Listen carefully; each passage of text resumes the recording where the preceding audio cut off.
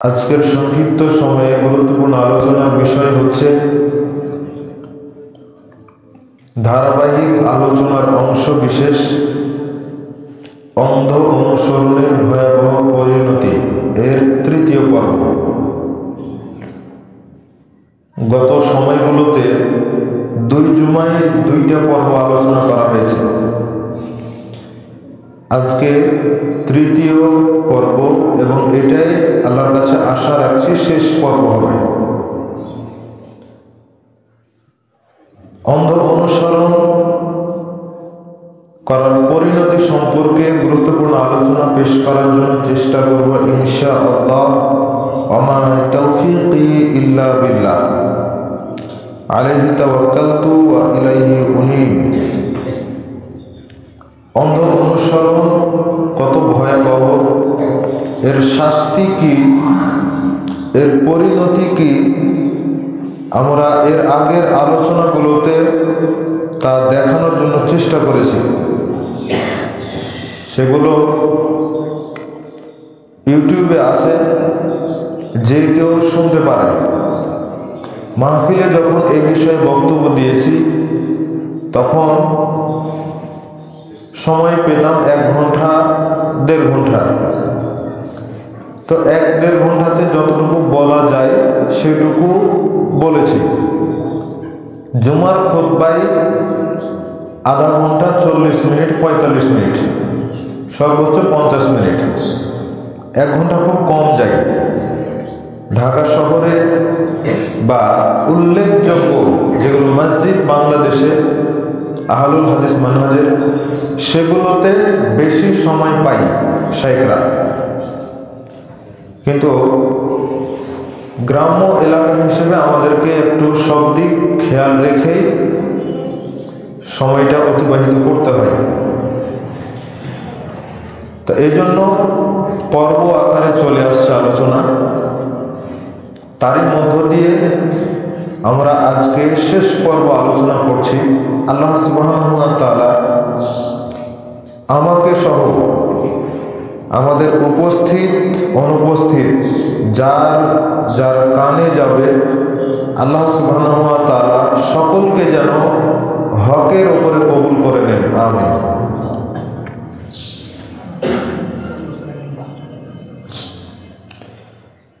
এটা অনেক বড় নিয়ামত। আল্লাহর নিয়ামত সম্পর্কে আলোচনার সুযোগ যদি আল্লাহ করে দেয় তখন আমরা সেটা আলোচনায় নিয়ে আসবো ইনশাআল্লাহ। হক পথ পাওয়া এটা আল্লাহর বড় একটা নিয়ামত। অনেক মুসলিম আছে যারা শুধু নামে মুসলিম, কিন্তু হকটা তারা জানে না, বুঝে না, হক অনুযায়ী তারা চলে না। অনেক অমুসলিম রয়েছে যারা অমুসলিম, কিন্তু ইসলামটা তাদের ভাগ্যে জুটেনি, ওই অবস্থাতেই মারা গেছে। এখনো অনেক মানুষ ওই অবস্থাতেই অতিবাহিত করছে সময়। কিন্তু যারা ইসলাম পেয়েছে তারা আল্লাহর বড় একটা নিয়ামত পেয়েছে। আল ইয়াউমা আকমালতু লাকুম দীনাকুম ওয়া আতমামতু আলাইকুম নি'মাতি। আল্লাহ যে ইসলামকে পরিপূর্ণ করেছেন, তার নিয়ামতও পরিপূর্ণ করেছেন। তার নিয়ামতের মধ্যে ইসলাম একটা। এখন যারা আমরা মুসলিম রয়েছি তাদের মধ্য থেকে অনেকে রয়েছে যারা হকটা জানি না, বুঝি না। এর বড় বাধা হচ্ছে এইগুলোই: জ্ঞান না থাকা, অন্ধ অনুসরণ করা, তাকলিদের সাক্ষী বলা হয় অন্ধ অনুসরণকে। এই তাকলিদের সাক্ষী করা, এগুলো হচ্ছে হক না পাওয়ার ক্ষেত্রে বাধা। তো অনেক বড় নিয়ামত থেকে তারা বঞ্চিত আছে। আল্লাহ সুবহানাহু ওয়া তাআলা যাদেরকে হক দিয়েছেন তাদের গোড়ামি না করে হকটা গ্রহণ করা উচিত। লক্ষ্য করে দেখুন, যারা অন্ধভাবে মানুষ অনুসরণ করে, এটা কিভাবে হয়? তার একটা হয় শুধুমাত্র একজনকে অনুসরণ করে বা একটা মানহাজকে সে ফলো করে। যার কারণে সে অন্ধ অনুসারী হয়ে যায়, যে আমার হুজুরে যা বলেছে সেটাই মানব, আমার আলেমে যা বলেছে সেটাই ঠিক, আমার মাযহাবে যা আছে সেটাই ঠিক। এটা না করে কেউ যদি জ্ঞান অর্জন করত তাহলে সে অন্ধ তাকলিদ থেকে বেরিয়ে আসতে পারত। যারা কোরআন হাদিস পড়াশোনা করেন তারা কিছুটা হলেও বিষয়টা আন্দাজ করতে পারে, যে কেউ যদি পড়াশোনা করে গোড়ামি বাদ দিয়ে নিরপেক্ষভাবে যদি কোরআন হাদিস পড়ে তাহলে সে বেরিয়ে আসতে বাধ্য হয়ে যাবে। আবার কেউ যদি শুধু একজনের কাছে ইলম অর্জন করে তাহলে সম্ভাবনা রয়েছে সে অন্ধ তাকলিদের অনুসারী হয়ে যায়, শুধু ওই একজন আলেম। এই জন্য একাধিক জনের কাছ থেকে জ্ঞান অর্জন করতে হয়, তাহলে হকটা জানা বোঝা সহজ হয়ে যায়। আর অনুসরণের ক্ষেত্রে শুধুমাত্র মুহাম্মদ রাসূলুল্লাহ সাল্লাল্লাহু আলাইহি ওয়াসাল্লামেরই অন্ধ অনুসরণ করা যায়, আর কারো নয়। কেন? উনি মানুষ, আমরাও মানুষ, ওনারটা চলে আমাদেরটা কেন চলে না, এটা তো জিজ্ঞাসা হতে পারে। ওনারটা চলে এই জন্যই যে উনি ওহী ছাড়া কোনো কথা বলতেন না, আর আমাদেরটা চলে না এই জন্যই যে আমাদের কাছে কোনো ওহী আসে না, আমরা অধিকাংশই ধারণা নির্ভর কথাবার্তা বলি। এই জন্য ইমাম মালিক রাহমাহুল্লাহ 93 হিজরিতে জন্মগ্রহণ করেছেন, 179 হিজরিতে মারা গেছেন। বিখ্যাত একজন ইমাম মালিক রাহমাহুল্লাহ, যাকে বলা হয় দারুল হিজরা, মদিনার ইমাম।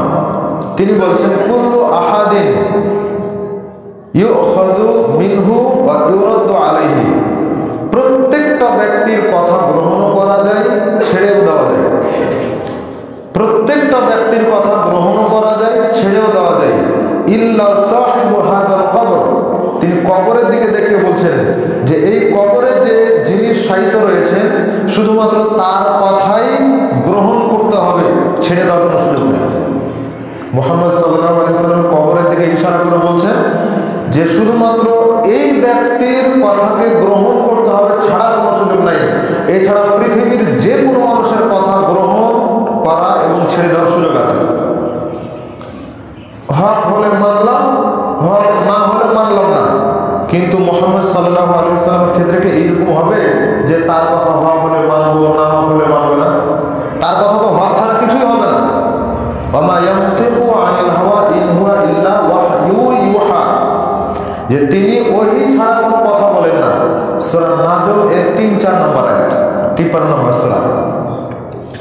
তো তিনি ওহী ছাড়া কোনো কথা বলেন না, যার কারণে তার অনুসরণ করতে হবে।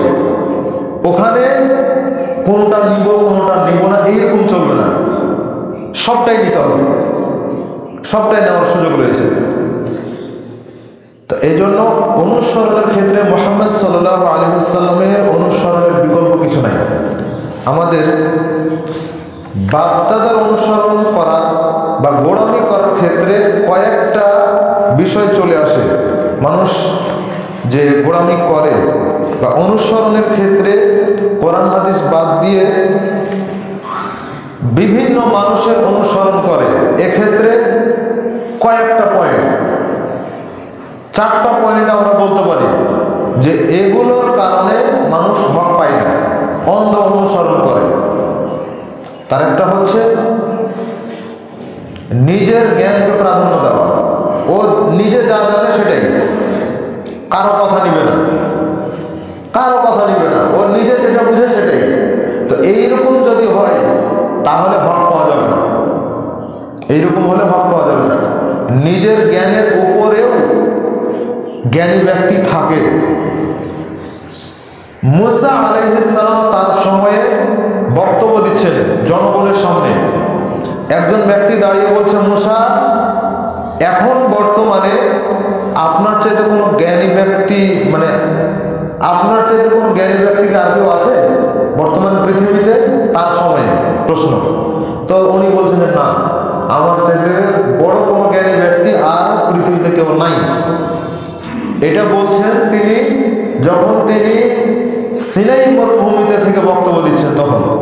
কারণ সিনাই মরুভূমিতে বনু ইসরাইল 40 বছর ধরে আটক হয়েছিল। যখন তারা যুদ্ধ করতে অস্বীকার করলো, তখন আল্লাহ সুবহানাহু ওয়া তাআলা তাদেরকে ওখানে বন্দী করে রেখে দিলেন। আল্লাহর আদেশ যে তোমরা যদি বরকত নিতে চাও, তোমরা যদি ওই মান্না সালওয়া খাবার না খেতে চাও, যদি নিজে চাষাবাদ করে খেতে চাও, তাহলে বাইতুল মুকাদ্দাসের কাছে চলে যাও। তাহলে ওখানে উর্বর মাটি, ওখানে যা চাষ করবে সেটাই হবে ফল ফসল। আবার আল্লাহ বলেছেন যে তোমরা যদি যুদ্ধ করো, বাইতুল মুকাদ্দাস আল্লাহ তোমাদেরকে দিয়ে দিবেন। তো ওরা বলছে যে না, আমরা যেতে পারবো না, আপনি আর আপনার রব গিয়ে যুদ্ধ করেন, আমরা এখানে থাকলাম, যখন আপনারা বিজয় লাভ করবেন তখন আমরা যাব। এই হলো বনী ইসরাইল। ওই জায়গাতে এই কারণে আল্লাহ সুবহানাহু ওয়া তাআলা তাদেরকে বন্দী করে রেখেছেন 40 বছর পর্যন্ত। তখন তিনি বক্তব্য দিচ্ছেন যে আমি ছাড়া বর্তমান সময়ে আর কোনো জ্ঞানী ব্যক্তি নাই। তখন আল্লাহ সুবহানাহু ওয়া তাআলা ওহী নাযিল করে জানিয়ে দিলেন, না, তোমার চাইতে জ্ঞানী ব্যক্তি আছে। সেটা হচ্ছে খাজির আলাইহিস সালাম। খাজির আলাইহিস সালাম তিনি হচ্ছেন তোমার চাইতে বড় জ্ঞানী ব্যক্তি, যাও ওর কাছ থেকে জ্ঞান নিয়ে আসো।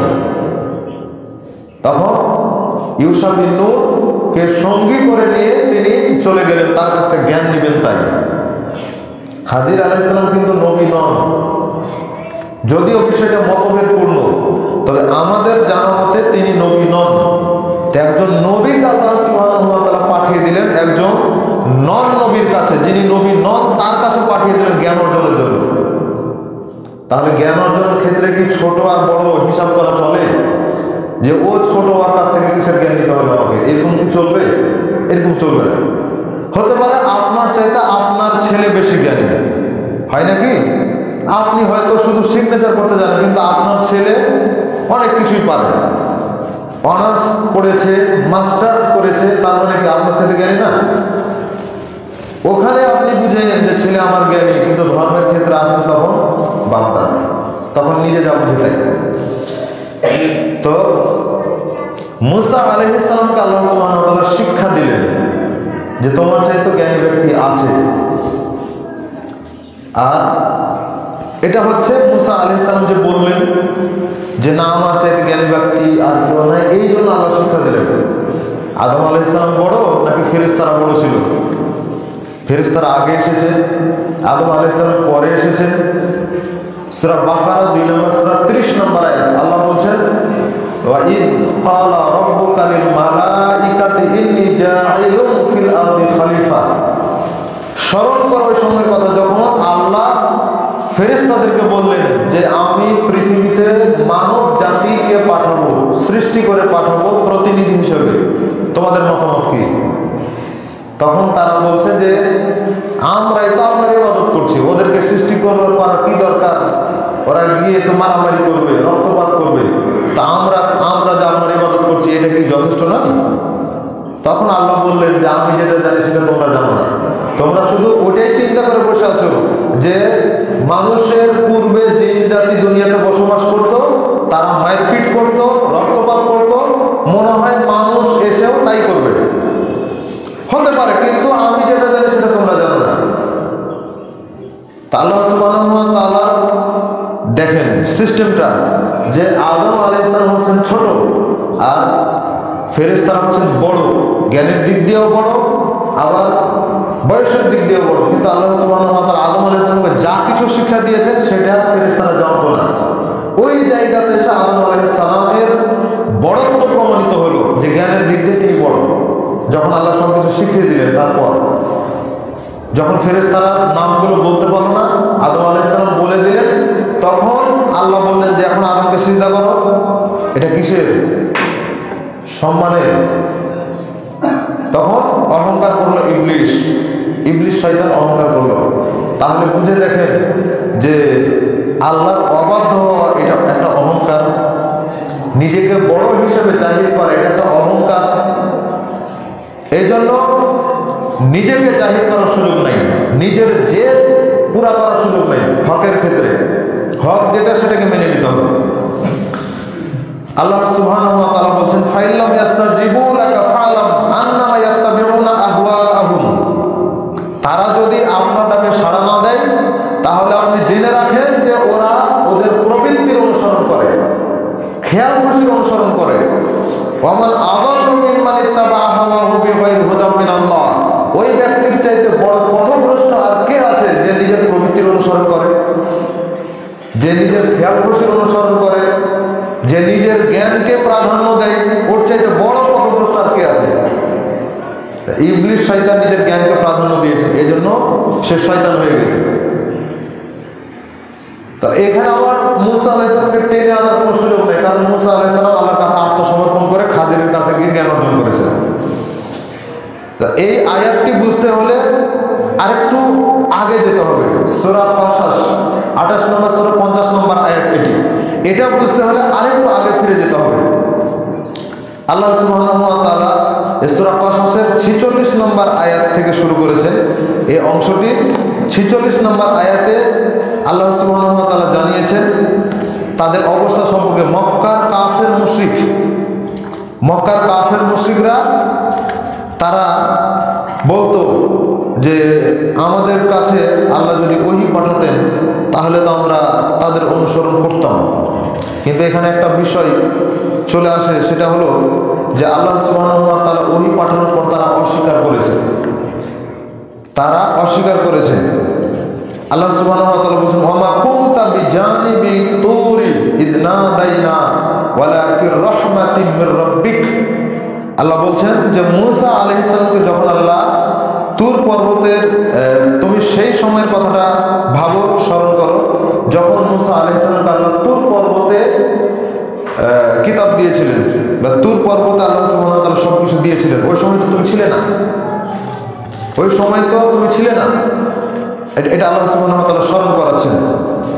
তারপরে আল্লাহ সুবহানাহু ওয়া তাআলা বলছেন যে তোমার প্রতিপালকের দয়া রহমত, যাতে তুমি এমন একটা সম্প্রদায়কে, এমন একটা জাতিকে সতর্ক করতে পারো যাদের কাছে পূর্বে কোনো নবী রাসূল পাঠানো হয়নি। জেনে রাখা উচিত যে আরবদের প্রথম নবী এবং ইসমাঈল আলাইহিস সালামের বংশের প্রথম নবী হচ্ছে মুহাম্মদ সাল্লাল্লাহু আলাইহি ওয়াসাল্লাম, এবং সমস্ত নবী রাসূলের শেষ নবী, সর্বশ্রেষ্ঠ নবী হচ্ছে মুহাম্মদ সাল্লাল্লাহু আলাইহি ওয়াসাল্লাম। কথাটা একটু ভালো করে বুঝে নিতে হবে।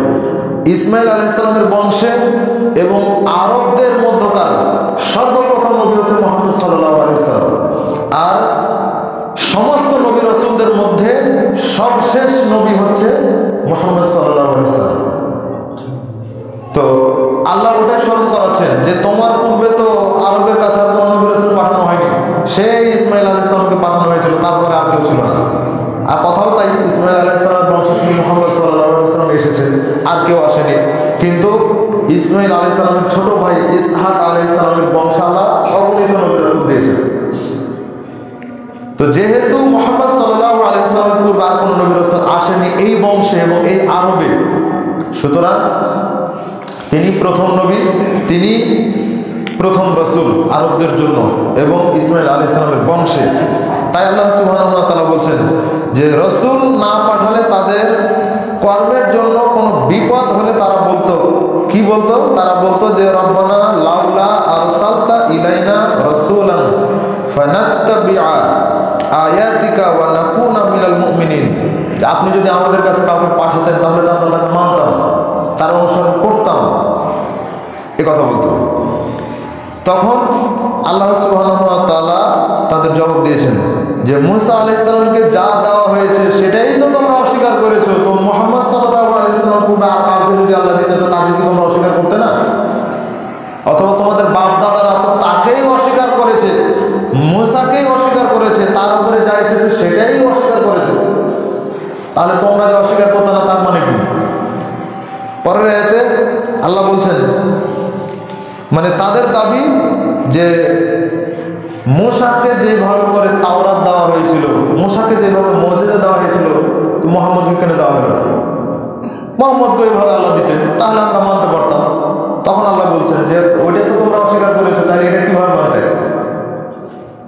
তখন আল্লাহ সুবহানাহু ওয়া তাআলা শিক্ষা দিচ্ছেন যে ফাতু বিকিতাবিন মিন ইনদিল্লাহ হুয়া আহদা মিনহুমা আত্তাবিউহু ইন কুনতুম সাদিকিন।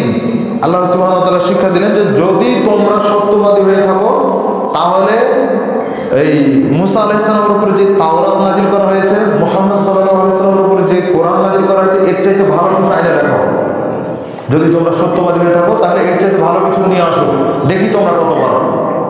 এবার আল্লাহ 50 নম্বর আয়াতে গিয়ে বলছেন যে ফাইলাম ইয়াস্তাজিবু লাক ফালাম আন্নামা ইয়াত্তাবিউনা আহওয়াআহুম, যে এই যে তাদেরকে বলা হলো যে মুসা এবং মুহাম্মদকে যা দেওয়া হয়েছে সাল্লাল্লাহু আলাইহি ওয়াসাল্লাম, ওনাদেরকে যা দেওয়া হয়েছে এর চাইতে ভালো কোনো জিনিস যদি থাকে তো নিয়ে আসো সত্যবাদী হয়ে থাকলে।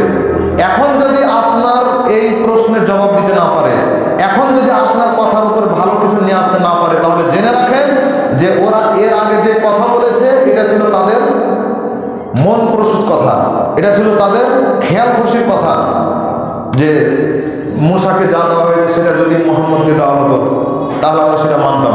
মানে মুসা আলাইহিস সালামকে যেই লাঠি দেওয়া হয়েছিল সাপ হয়ে যেত, হাতে এক প্রকার উজ্জ্বল দেওয়া হয়েছিল, লাইট সিস্টেম দেওয়া হয়েছিল, বগলের নিচে রাখলে হাত বের করলে আবার এটা জ্বলজ্বল করে জ্বলত।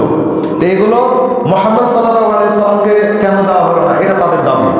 তো যেখানে মুসা আলাইহিস সালামের বিষয়টাই তারা অস্বীকার করেছে, জাদু বলে অস্বীকার করেছে, কুফরি মানে একেবারে অস্বীকার করে ফেলেছে, তখন মুহাম্মদ সাল্লাল্লাহু আলাইহি সাল্লামের ক্ষেত্রেও তারা অস্বীকার করত। তখন আল্লাহ তাআলা এটা বললেন, ওয়ামান আযাল্লু মিম্মান ইত্তাবা হাওয়াহু বিগাইরি হুদাম মিনাল্লাহ, ওই ব্যক্তির চাইতে বড় পথভ্রষ্ট, বড় গোমরাহ, বড় হালাক ধ্বংসাত্মক ব্যক্তি, পথভ্রষ্ট ব্যক্তি আর কে হতে পারে, যে নিজের প্রবৃত্তিকে প্রাধান্য দেয়, নিজের জ্ঞানকে প্রাধান্য দেয়, আমি যেটা বুঝি সেটাই ঠিক। ওর চাইতে বড় পথভ্রষ্ট আর কে হতে পারে? এটা আল্লাহ সুবহানাহু ওয়া তাআলা এভাবে জানালেন। আব্দুল্লাহ ইবনে আমর রাদিয়াল্লাহু তাআলা বলছেন, রাসূলুল্লাহ সাল্লাল্লাহু আলাইহি ওয়াসাল্লাম বলেছেন, লা ইউমিনু আহাদুকুম হাত্তা হাওয়াহু তাবাআ লিমা জিতু বিহি, ওই ব্যক্তি ততক্ষণ পর্যন্ত ঈমানদার হতে পারবে না যতক্ষণ পর্যন্ত তার হাওয়া, তার প্রবৃত্তিকে, তার মনটাকে আমার আনিত বিধানের সঙ্গে নত করতে না পারবে। বুঝতে পেরেছেন মুহাম্মদ সাল্লাল্লাহু আলাইহি ওয়াসাল্লামের কথা? ওই ব্যক্তি ততক্ষণ পর্যন্ত ঈমানদার নয় যতক্ষণ পর্যন্ত আমার আনিত বিধানের সামনে নিজেকে নত করতে না পারবে, ততক্ষণ পর্যন্ত সে ঈমানদার হতে পারবে না। শুধু দাবি করলেই নয়, নামাজ পড়ি না তো কি হয়েছে, ঈমান ঠিক আছে, শুধু দাবি করলেই হবে না। মুসলিম আইডি কার্ডে মুসলিম নাম আছে তাই দাবি করবেন আমি মুসলিম, এটা দিয়ে হবে না।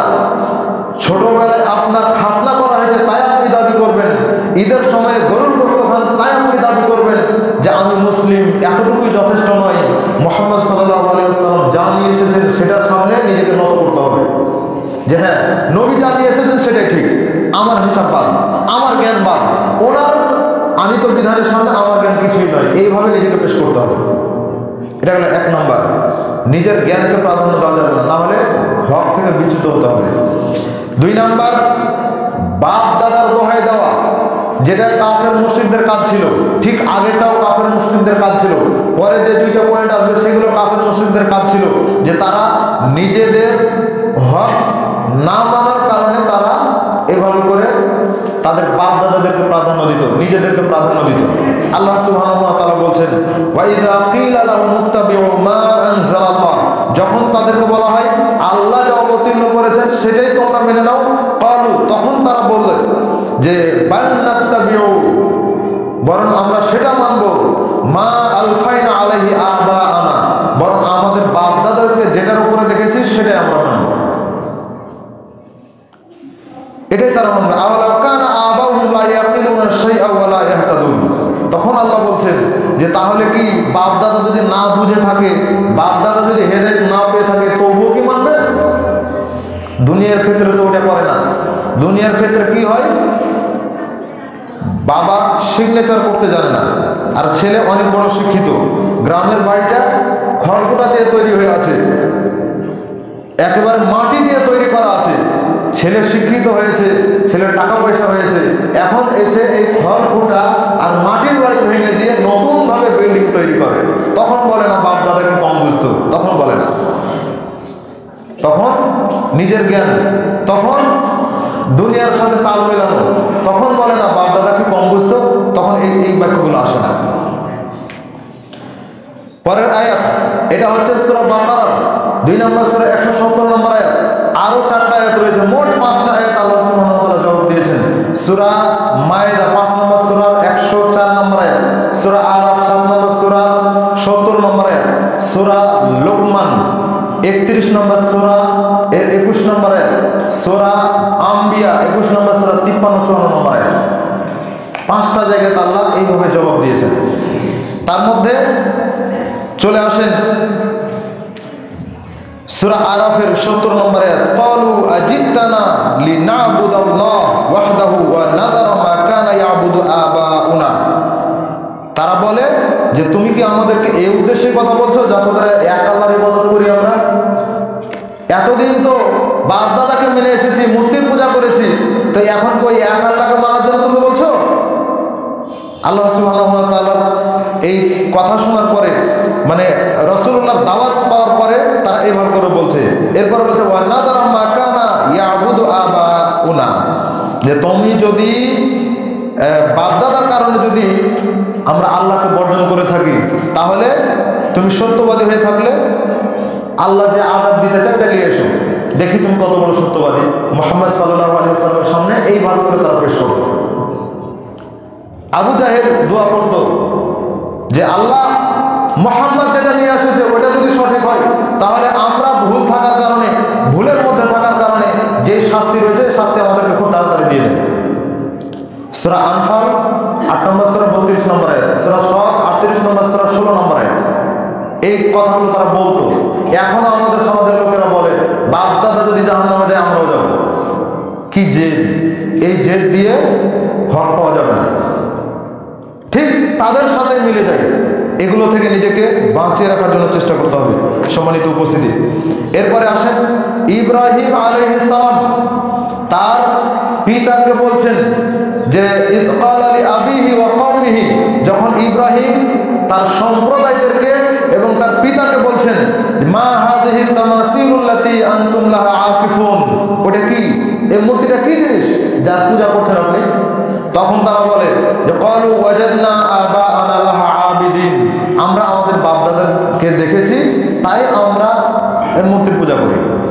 তাহলে মূর্তির পূজা করা এটা যেমন বাপ দাদাকে দেখে করে আসছে, ঠিক তেমনই ভাবে এখনো যারা বাপ দাদার অনুসরণ করে ঠিক তাদের সাথে সাদৃশ্যতা চলে আসে। ইব্রাহিম আলাইহিস সালামের পিতার নাম কি? আজর। এর আগে গত জুমাতে সম্ভবত বলেছি যে আজরের পরিণতি কি হয়েছে হক গ্রহণ না করার কারণে। নিজের মস্তিষ্ককে প্রাধান্য দেওয়ার কোনো সুযোগ নেই জ্ঞানের কাছে, ওহীর কাছে নিজের মস্তিষ্ক, নিজের মাথাকে প্রাধান্য দেওয়ার কোনো সুযোগ নেই। সম্মানিত উপস্থিতি, পিতা মাতা যদি হক বলে তাহলে অবশ্যই মানতে হবে, আর পিতা মাতা যদি হক পথে না থাকে সৎভাবে তাদের বিরোধিতা করতে হবে। সৎভাবে, খুব যে রাগ করে কথা বলবেন এই সুযোগ নাই। সূরা তাওবা 9 নম্বর সূরা 23-24 নম্বর আয়াত আল্লাহ সুবহানাহু ওয়া তাআলা জানিয়েছেন ইয়া আইয়ুহাল্লাযীনা আমানু লা তাত্তাখিযু আবাউকুম ওয়া ইখওয়ানুকুম আউলিয়া ইন ইসতাহাব্বুল কুফরা আলাল ঈমান। হে ঈমানদারগণ, তোমরা তোমাদের বাপ দাদাদেরকে, তোমরা তোমাদের ভাইদেরকে বন্ধু হিসেবে গ্রহণ করিও না। আল্লাহ সুবহানাহু ওয়া তাআলা ডাইরেক্ট আয়াত এটা, লা তাত্তাখিযু আবাউকুম ওয়া ইখওয়ানুকুম আউলিয়া, তোমরা তোমাদের বাপ দাদাকে, ভাই ব্রাদারকে বন্ধু হিসেবে গ্রহণ করো না।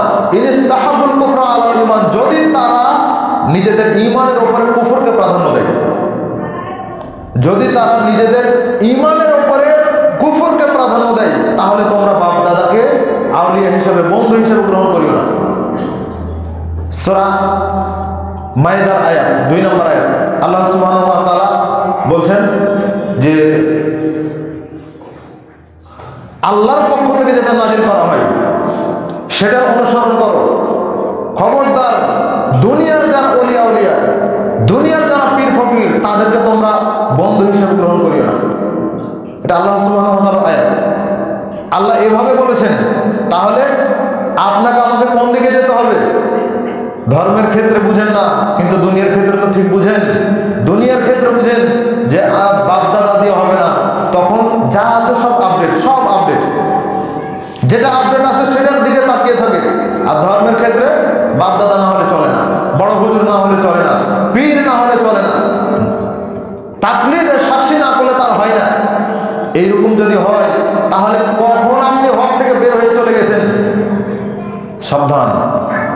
এরপরে আরো আয়াত রয়েছে, রাসূলুল্লাহ সাল্লাল্লাহু আলাইহি ওয়াসাল্লাম বলছেন, তিনি বলছেন লা ইউমিনু আহাদুকুম হাত্তা আকুনা আহাব্বা ইলাইহি মিন ওয়ালিদিহি ওয়া ওয়ালাদিহি ওয়ান নাসি আজমাইন। ততক্ষণ পর্যন্ত কেউ মুমিন হতে পারবে না যতক্ষণ পর্যন্ত সে তার পিতামাতা, তার সন্তানাদি, এমনকি গোটা দুনিয়ার সমস্ত মানুষের উপরে আমাকে প্রাধান্য দিতে না পারবে। ভালোবাসার ক্ষেত্রে পিতামাতা, সন্তানাদি, সারা পৃথিবীর সমস্ত মানুষের উপরে মুহাম্মদ সাল্লাল্লাহু আলাইহি ওয়াসাল্লামকে যতক্ষণ পর্যন্ত প্রাধান্য দিতে না পারছেন ততক্ষণ পর্যন্ত ঈমানদার নয়।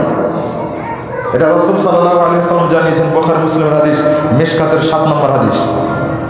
সম্মানিত উপস্থিতি, বাপ দাদার অনুসরণ করলেই জাহান্নামে যেতে হবে, যেটা আমরা এর আগে দেখিয়েছি, যেটা এর আগে আমরা দেখিয়েছি, সেটা যে বাপদাদার অনুসরণ করার কারণে আজও জাহান্নামে চলে গেছে, কেউ ঠেকাতে পারেনি। স্বয়ং ইব্রাহিম আলাইহিস সালাম, যাকে আল্লাহ সুবহানাহু ওয়া তাআলা কিয়ামতের দিন প্রথম পোশাক পরিয়ে উঠাবেন, এইরকম ব্যক্তিও কিয়ামতের দিন বাবা কোনো উপকার করতে পারেনি। তাহলে আপনি আমি কি? এবার দেখেন সরাসরি হাদিস, সাবরা ইবনে আবি ফাকিহ রাদিয়াল্লাহু তাআলা বলছেন, রাসূলুল্লাহ সাল্লাল্লাহু আলাইহি ওয়াসাল্লাম বলেছেন, ইন্নাশ শাইতানা ক্বাদাল ইবনে আদমা বিতুরকি। আদম সন্তানের 3টি পথে শয়তান প্রতিবন্ধকতা সৃষ্টি করে। 3টি পথে। তার একটা হচ্ছে যখন সে ইসলাম গ্রহণ করে, যখন সে হকটা জানার চেষ্টা করে, হকটা বুঝে মানার চেষ্টা করে, তখন শয়তান বলে বাপ দাদার অনুসরণ করে ছেড়ে দিবে তুমি? এতদিন ধরে বাপ দাদাকে মানে এলে আর এখন তুমি এটা ছেড়ে দিবে? এভাবে বলতে থাকে। 2 নাম্বার, যখন সে হিজরত করতে চায় তখন বাধা দেয় যে এতদিন ধরে এখানে বসবাস করলা, সবার প্রতি তোমার মায়া মহব্বত আছে, তোমার প্রতি মানুষের মায়া মহব্বত আছে, কিভাবে তুমি চলে যাবে? অথচ হকের কারণেই সে হিজরত করছে, শয়তান এখানে এসে বাধা দিচ্ছে, শয়তান এসে বাধা দিচ্ছে। কেউ যদি হকের জন্য হিজরত করে তাহলে অবশ্যই আল্লাহ সুবহানাহু ওয়া তাআলা তাকে জান্নাত দিবেন। দলিল, 99 জনকে হত্যা করার পরে ওই যে ব্যক্তি একজন আলেমের কাছে গেল, ওই আলেম বলল তুমি পূর্বে যেখানে ছিলে ওখানে থাকিও না, না হলে তোমার স্বভাব চরিত্র আবার তাদের মতো হয়ে যাবে, অমুক জায়গাতে হকপন্থী মানুষ রয়েছে তাদের কাছে চলে যাও। লোকটা যখন চলে যাচ্ছে, রাস্তাতে মৃত্যু হলো, আল্লাহ সুবহানাহু ওয়া তাআলা কৌশল করে তাকে জান্নাতে প্রবেশ করালেন। বুখারী মুসলিমের হাদিস। তাহলে এখান থেকে স্পষ্ট হয়ে গেল 3 নাম্বার হচ্ছে জিহাদের পথে শয়তান প্রতিবন্ধকতা সৃষ্টি করে। যে তোমার বাপ মা আছে, তোমার স্ত্রী সন্তান আছে, তুমি কি চাও যে তোমার স্ত্রীকে আরেকজন পুরুষ বিবাহ করুক, তোমার সন্তানাদি মাওড়া হোক, তোমার সন্তানরা পথের ভিক্ষুক হোক, এটা কি তুমি চাও? কি এনে তুমি জিহাদে যাবা? এইভাবে করে পথভ্রষ্ট করার জন্য চেষ্টা করে, প্রতিবন্ধকতা সৃষ্টি করার জন্য চেষ্টা করে। মুহাম্মদ সাল্লাল্লাহু আলাইহি ওয়াসাল্লাম বলছেন যে ওয়াইন গারিকা কানা হাক্কান আলাল্লাহ আইয়ুদখিলাল জান্নাহ, যে কেউ যদি ওই শয়তানের প্ররোচনায় না পড়ে যদি হক গ্রহণ করে, ইসলাম গ্রহণ করে, ইসলামের সঠিক বার্তা গ্রহণ করে, হকের জন্য হিজরত করে আর হকের জন্য জিহাদ করে, আল্লাহ সুবহানাহু ওয়া তাআলা তাকে জান্নাতে প্রবেশ করাবেন, আল্লাহ জান্নাতে প্রবেশ করাবেন। তাহলে এবার কি আসলো, যে বাপ দাদাকে না মেনে কেউ যদি কোরআন এবং সহিহ হাদিস সালাফদের বুঝ অনুযায়ী মেনে নেয় তাহলে অবশ্যই সে জান্নাতে যাবে। যে বলে যে বাপ দাদা ছেড়ে দিলে, দেখেন খোঁজ নিয়ে দেখেন ওর সালাতই হয় না, ও নিজের সালাতই পড়ে না।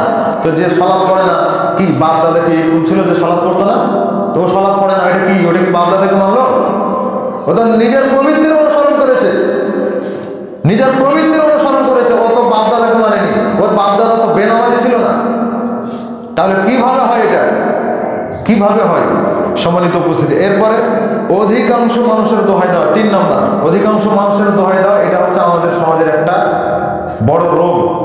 আল্লাহ সুবহানাহু ওয়া তাআলা জবাব দিচ্ছেন, ওয়া ইন তুতি আকসারা মান ফিল আরদ ইউদিল্লুকা আন সাবিলিল্লাহ।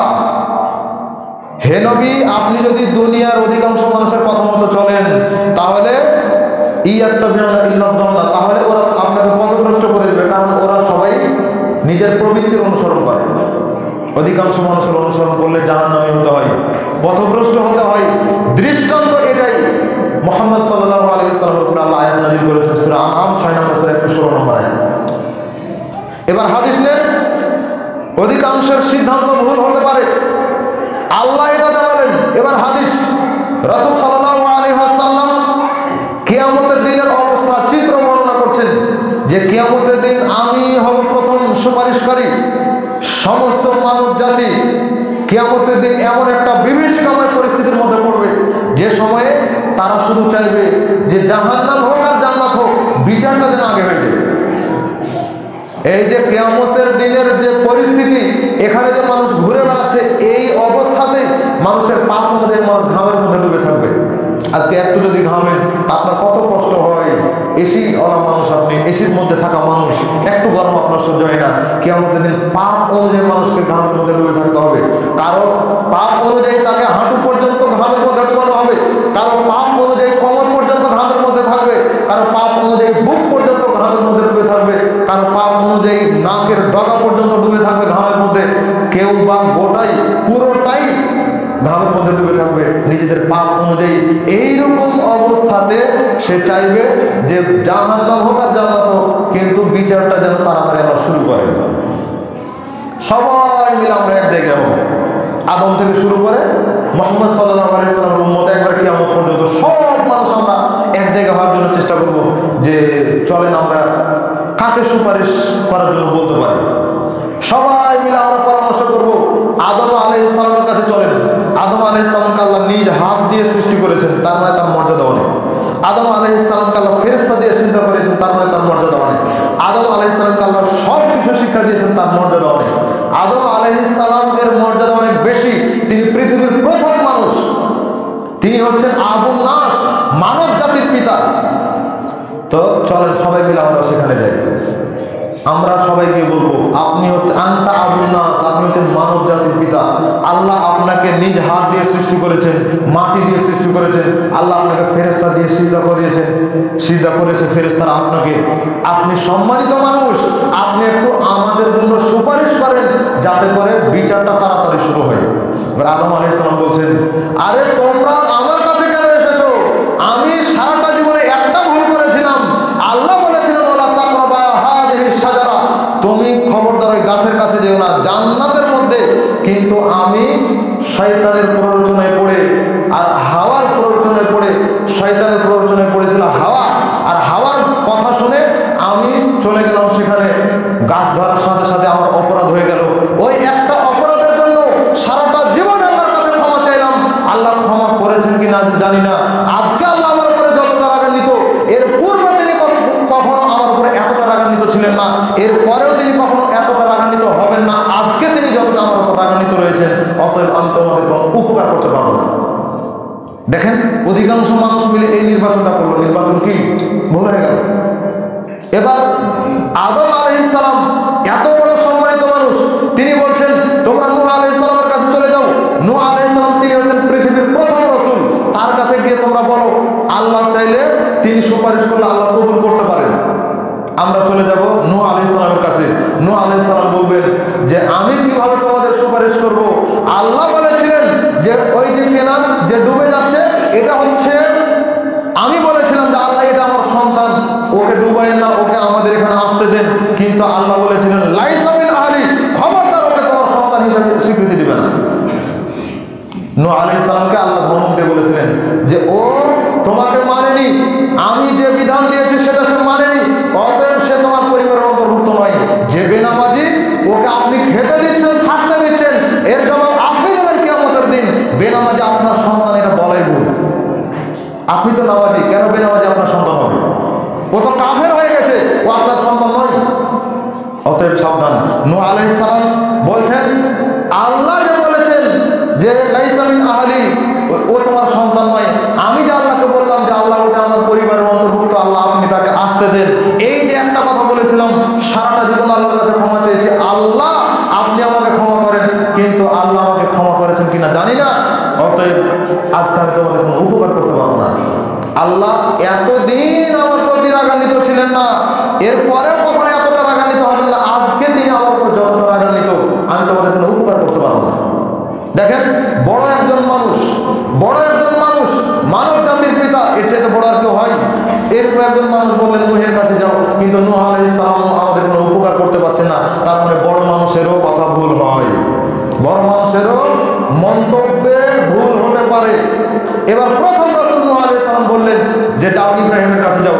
ইব্রাহিম আলাইহিস সালামের কাছে যখন আমরা যাব, যে আমাদের বিচারটা যেন তাড়াতাড়ি শুরু হয় এই জন্য একটু সুপারিশ করেন, তখন ইব্রাহিম আলাইহিস সালাম বলবেন যে আমি জীবনে 3টা মিথ্যা কথা বলেছিলাম। আমি বলেছিলাম যে এই যে সারা, এটা হচ্ছে আমার বোন। আমি বলেছিলাম যে তোমরা সবাই মেলায় যাও, আমি অসুস্থ রয়েছি। এইরকম ভাবে মোট 3টা মিথ্যা কথা বলেছিলাম।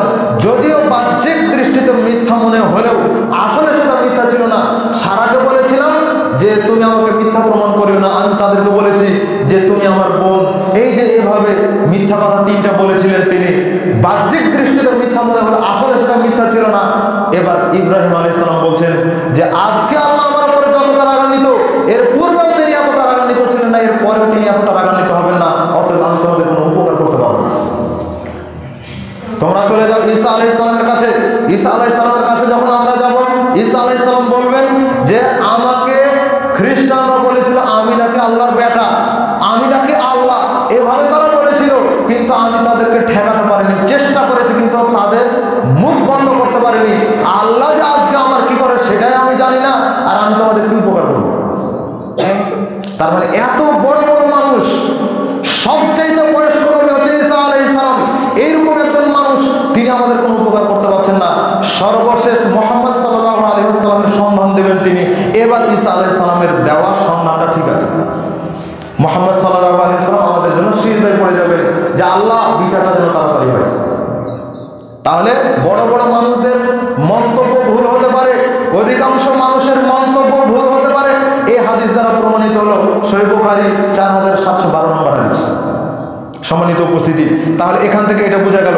4 নম্বর হচ্ছে বড় বড় আলেমদের দোহাই দেওয়া, যেটা আমরা অনেক মানুষ করে থাকি। হুজুর বলেছে, হুজুর কি আর ভুল বলতে পারে? আপনি মনে করছেন হুজুর মানুষ নয়, হুজুর ফেরেশতা। হুজুর তো ফেরেশতা নয়, তাহলে আর অন্য কিছু বলেন, পশু প্রাণী বলেন, পশু পাখিরও ভুল হয় না, ওর স্বভাব যেটা সেটাই। তা আপনার হুজুর যদি মানুষ না হয়, ফেরেশতাও যদি না হয়ে থাকে, তাহলে তাকে কি বলবেন? 3 নম্বরে যেটা বললাম, এটাই পার হকদার। ওর ওটা ভুল নয়, ওটা তার স্বভাব, এটাই বলতে পারেন আপনি। যদি বলে যে হ্যাঁ মানুষ, তাহলে অবশ্যই হুজুরেরও ভুল হবে। নবী রাসূলদের ভুলগুলো হলো না, দেখলেন না? বাহ্যিকভাবে হলেও আল্লাহ সুবহানাহু ওয়া তাআলা দেখিয়েছেন ইন্নামা আনা বাশারুম মিসলুকুম ইউহা ইলাইয়া। মুহাম্মদ সাল্লাল্লাহু আলাইহি ওয়াসাল্লাম একজন মানুষ, আমরা যেমন মানুষ তিনিও তেমন মানুষ। পার্থক্য ছিল তার কাছে ওহী এসেছে, আমাদের কাছে ওহী আসে না, এটাই পার্থক্য। সূরা কাহফ 18 নম্বর সূরা 110 নম্বর আয়াত। সম্মানিত উপস্থিতি, তাহলে অধিকাংশ আলেম, বড় বড় আলেম, আল্লাহ বলছেন সূরা তাওবার 34 নম্বর আয়াতের মধ্যে, ইয়া আইয়ুহাল্লাযীনা আমানু ইন্না কাসীরাম মিনাল আহবারি ওয়াল রুহবানি আরবাবা মিন দুনিল্লাহ। তোমরা নিশ্চয় পুরোহিত যারা রয়েছে, যারা এই ঠাকুর রয়েছে, যারা দেব রয়েছে, যারা বড় বড় হুজুর রয়েছে, তাদের তোমরা অনুসরণ করিও না। ওরা হচ্ছে এমন যে ওরা মানুষের ধন সম্পদ লুটে খায়। আজকে তাবিজ বিক্রি করে হোক, মিলাদ করে হোক, যে কোনোভাবে আজকে তারা আপনার সম্পদ খায়, আপনি কিছুই বুঝতে পারেন না। আপনি মনে করেন যে না ঠিকই তো আছে, ঠিকই তো আছে, এগুলো তো ভালো কাজ। জি না, এগুলো ভালো নয়। এবার আসেন সংক্ষিপ্তভাবে আপনাকে বলে দিই এটার পরকালীন ভয়াবহতা কি হতে পারে। আল্লাহ সুবহানাহু ওয়া তাআলা বলেন ইত্তাবারা আল্লাযিনা তুবিউ মিনাল্লাযিনা তাবাউ ওয়া রাআউল আযাব ওয়া তাকাত্তা বিহিমুল আসবাব। আল্লাহ সুবহানাহু ওয়া তাআলা জানাচ্ছেন সূরা বাকারা 166-67 নম্বর আয়াত। আল্লাহ বলছেন যাদের অনুসরণ করা হয়েছে তারা যখন অনুসারীদেরকে প্রত্যাখ্যান করবে, যাদের অন্ধ অনুসরণ করা হয়েছে তারা যখন অনুসারীদেরকে প্রত্যাখ্যান করবে, ওয়া রাআউল আযাব, তারা আযাব দেখতে পাবে, তখন তারা বলবে ওয়াকাল আল্লাযিনা তুবিউ লাউ আন্না লানা কাররা ফানাতাবাররা মিনহুম কামা তাবাররাউ মিন্না। তখন তারা প্রত্যাখ্যান করবে আর বলবে যে আল্লাহ আমাদেরকে একটু সময় দেন, যেভাবে আজকে তারা আমাদেরকে প্রত্যাখ্যান করেছে, যারা আমাদেরকে জান্নাতে নিয়ে যাওয়ার কথা, তারা যেভাবে আজকে আমাদেরকে প্রত্যাখ্যান করেছে, আমাদেরকে সময় দেন, তাহলে আমরাও তাদেরকে এইভাবেই প্রত্যাখ্যান করব।